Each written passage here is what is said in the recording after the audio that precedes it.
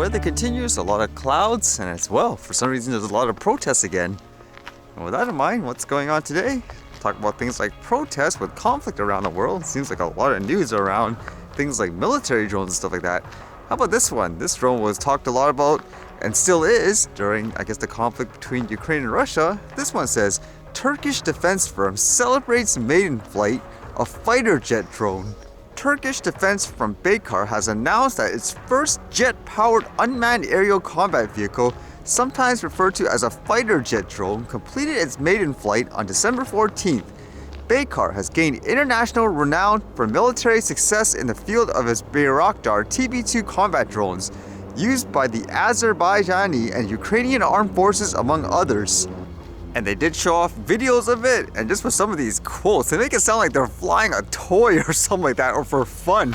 This one says, "We couldn't hold on the ground any longer, it flew, thank God," said Bayraktar, sharing the footage of Kizilama's departure from the runway and moment of his ascent into the skies.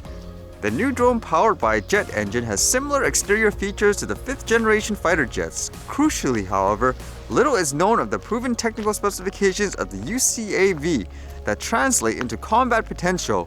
Bayraktar says that it will be able to conduct both conventional drone missions and air-to-air engagements.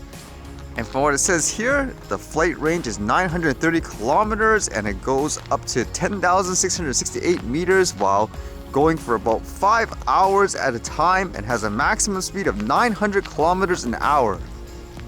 I guess for companies it's good for them in general regardless because they make money out of it, correct? And with that in mind, in terms of, I guess, military tested drones, even this one says the US thinks it's the way of the future per se. It says, drones critical to US info warfare playbook, Air Force's Kennedy says. The 3-star general spearheaded the US Air Force's information warfare efforts foresees a sustained future for drones in the military as nations monitor, analyze, and attempt to outfox each other from greater and greater distances.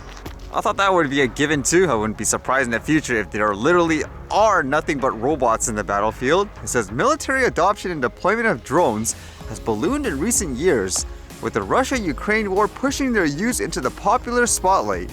Footage captured by drones can not only inform military planning and strikes, but can also drive narratives and shape public perceptions, a facet of information warfare. That's kind of an interesting thought too, because usually when you think of things like military drones, you would assume that we're talking about weapons, for example. Whereas in this case, it seems like they're more referencing things like propaganda. You can capture a video and then publish it to certain places to say, hey, look, we're winning, they're losing, etc., etc. I would imagine a lot of them are using this as weapons still though. Like it says, what? The US has so far pledged thousands of unmanned systems to the front lines in Eastern Europe, where they are used to dive bomb and reconnoiter among other tasks. Non-stop battles and people trying to outdo each other with the tech, I guess. And I quickly read this, where it is the Christmas time where more people are buying presents, but at the same time, I guess there's real life Christmas Grinches that try to steal presents from people. Although this one says some of them were recovered, it says here VPD recovers dozens of stolen Christmas presents. Vancouver police have returned thousands of dollars in stolen Christmas presents to their owners following an investigation targeting so-called Porch Pirates. Every year, the holiday season brings an increase in parcel thefts as the convenience of online shopping creates easy opportunity for thieves. And according to this, I guess people actually follow company trucks to actually see where they drop it off and then take it, because it says here the Porch Pirates follow vans for Amazon, UPS, and other delivery companies, then steal packages from people's doorsteps after drivers drop them off.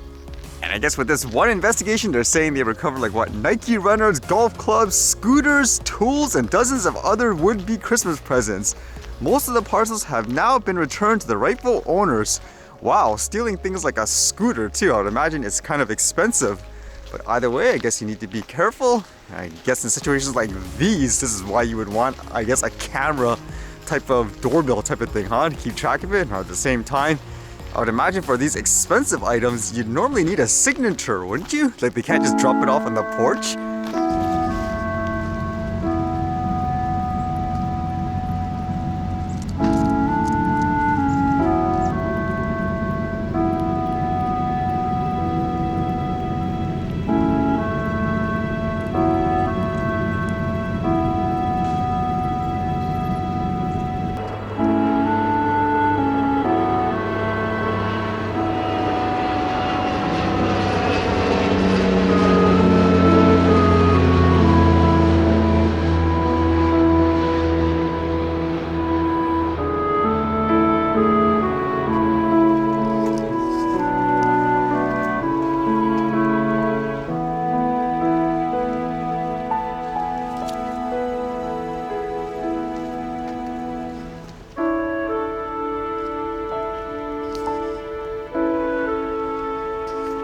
whale was eating a crab, it seems like. Maybe wonder if it actually caught it.